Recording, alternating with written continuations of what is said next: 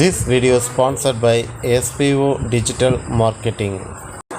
நீங்களும் இந்த டிஜிட்டல் மார்க்கெட்டிங்கில் இணைஞ்சு பார்ட் டைமாக நிறைய சம்பாதிக்கணும் அப்படின்னு சொல்லி ஆசைப்பட்டீங்கன்னா கண்டிப்பாக மேலே தெரிகிற நம்பருக்கு எஸ்எம்எஸ் ஆர் வாட்ஸ்அப் இல்லாட்டி கால் பண்ணுங்கள். ஸ்கிப் பண்ணாதீங்க, பெரிய தப்பு. தினம் 300 ரூபாய் சம்பாதிக்க அரிய வாய்ப்பு. இன்ஸ்டாகிராம், ஃபேஸ்புக் பயன்படுத்த தெரிந்தால் போதும் content post and content publishing மூலமா தினம் 300 ரூபாய் சம்பாதிக்கலாம். இந்த வேலை செய்ய 5 நிமிடம் போதும். Work training support, group communication support, all language customer live chat support, முக்கியமா சொந்தமா ஒரு பிசினஸ் ஸ்டார்ட் பண்ற அளவுக்கு உங்களால கற்றுக்கொள்ளவும் முடியும், சம்பாதிக்கவும் முடியும். இந்த வேலை வாய்ப்பு வழங்குவது 5 வருடத்திற்கு மேல ரன் ஆகிட்டு இருக்க நம்ம தமிழ்நாட்டு company school of business organisation private limited. மேலும் விவரங்களுக்கு டிஸ்கிரிப்ஷன்ல கொடுத்திருக்க நம்பருக்கு வாட்ஸ்அப் பண்ணுங்க. Hi friends, welcome to my channel. இன்றைக்கி வந்துட்டு பார்த்தீங்கன்னா ஒரு சுவாரஸ்யமான ஒரு ஸ்டோரி தாங்க பார்க்க போகிறோம். கடவுளே கடுப்பான ஒரு குட்டி கதை அப்படின்னு சொல்லி போட்டிருக்கேன். ஸோ இந்த சேனலை நீங்கள் வந்துட்டு சப்ஸ்கிரைப் பண்ணாமல் இருந்தீங்கன்னா சப்ஸ்கிரைப் பண்ணி லைக் பண்ணி ஷேர் பண்ணிக்கோங்க. அப்போ தான் நான் போடுற இந்த மாதிரி சுவாரஸ்யமான கதைகள் எல்லாமே உங்களுக்கு உடனே வந்து சேரும். ஓகே, அப்படி என்னங்க சுவாரஸ்யமான கதை அப்படின்னு சொன்னால், கடவுளே கடுப்பானதுங்க. அதாவது வந்துட்டு கடவுள் வந்துட்டு மேலே இருக்கார், அவருக்கு வந்துட்டு போர் அடிக்குது.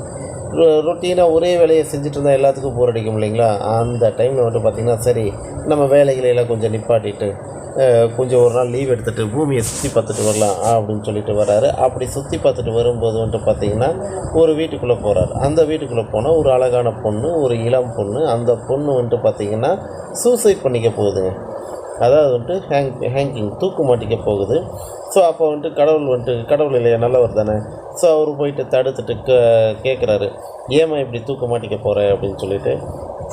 உடனே அந்த பொண்ணு சொல்லுது, நான் வந்துட்டு ஒரு 6 மாதத்துக்கு முன்னாடி ஒரு இளைஞனை பார்த்தேன். அந்த இளைஞனோட பேர் வந்துட்டு கார்த்திக். அவர் வந்துட்டு பார்த்திங்கன்னா நான் பஸ் ஸ்டாண்டில் இருக்கும்போது வாட்சை மறைச்சி வச்சுட்டு வந்து டைம் கேட்டார். ஸோ அந்த டைமை சொல்லும்போது நீ அழகாக இருக்கீங்க அப்படின்னாரு. இப்படியே எங்களுக்குள்ளே ஒரு நட்பு வந்துச்சு. அந்த நட்பு காதலாக மாறிச்சு. ரொம்ப நாளாக நாங்கள் வந்துட்டு காதலிச்சிட்டு இருந்தோம்.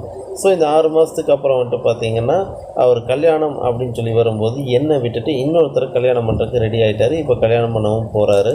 ஸோ இதுதான் நான் வந்துட்டு தற்கொலை பண்ணிக்கிறதுக்கான காரணம் அப்படின்னு சொல்லி சொல்கிறாங்க. உடனே கடவுள் வந்துட்டு யோசிக்கிறார், இந்த பொண்ணை காப்பாற்றுறதுக்கு என்ன பண்ணுறது அப்படின்னு சொல்லிட்டு, ஏம்மா இந்த மாதிரி ஆகாதல சகஜம்தான். சரி, இதுலேருந்து நீ தற்கொலை பண்ணிக்காமல் இருக்கணும்னா உனக்கு என்ன வரம் வேணும்னு கேளு, நான் அந்த வரத்தை தரேன் அப்படின்னு சொல்லி சொல்கிறாங்க. உடனே அவங்களும் யோசிச்சுட்டு ஒரு வரத்தை கேட்குறாங்க. 6 மாதத்துக்கு முன்னாடி, அதாவது 6 மாதத்துக்கு அப்புறம் என்ன நடந்திருந்தாலும் எனக்கு அதெல்லாம் மறக்கிற மாதிரி ஜஸ்ட் ஒரு ரீவைண்ட் பட்டனை மட்டும் ப்ரெஸ் பண்ணி விடுங்க. எனக்கு வந்துட்டு லைஃப்பில் எல்லாமே மறந்துடணும். 6 மாதத்துக்கு முன்னாடி நான் எப்படி இருந்தனோ அப்படி இருக்கணும் அப்படின்னு சொல்லி சொல்கிறாங்க. ஓகே, கடவுளும் சரி ஓகே, அப்போ நீ சாக மாட்டேன்னா அதையவே நான் சொல்லிடுறேன் அப்படின்னு சொல்லிட்டு அதையவே ஓகே அப்படின்னு சொல்லிட்டு பட்டனை ப்ரெஸ் பண்ணிவிட்டு போயிடுறாரு.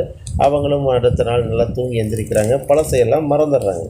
சரி ஓகே, இப்போ வந்துட்டு மறுபடியும் அந்த 6 மாதத்துக்கு முன்னாடி அந்த பொண்ணு எப்படி இருந்தாங்களோ அதே மாதிரி இருக்காங்க. இப்போ கடவுள் மறுபடியும் அந்த பொண்ணு என்ன பண்ணுறாங்க அப்படின்னு சொல்லி பார்க்க வராங்க. ஏன்னா 6 மாதத்துக்கு முன்னாடி எப்படி இருந்துச்சுன்னு தெரியாது இல்லையா கடவுளுக்கு.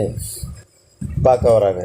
ஆனால் பார்க்க வரும்போது வந்துட்டு பார்த்திங்கன்னா அதே மாதிரி ஒரு பஸ் ஸ்டாண்டில் அந்த பொண்ணு நிற்கிது. அதே மாதிரி ஒரு பையன் வந்து மறுபடியும் வாட்சை ஒழிச்சு வச்சுட்டு டைம் கேட்குறாரு. மறுபடியும் அந்த பொண்ணு டைம் சொல்கிறதுக்குள்ளே நீங்கள் அழகாக இருக்கீங்க அப்படின்னு சொல்லி சொல்கிறாரு. ஸோ இந்த கதை தொடருது. அதனால் கடவுள் கடுப்பாகி தன்னோட வேலையை ராஜினாமா பண்ணிவிட்டு அவர் வேறு ஒரு கிரகத்துக்கே போயிட்டாருங்க. அவ்வளோதான் கதை. தேங்க்யூ.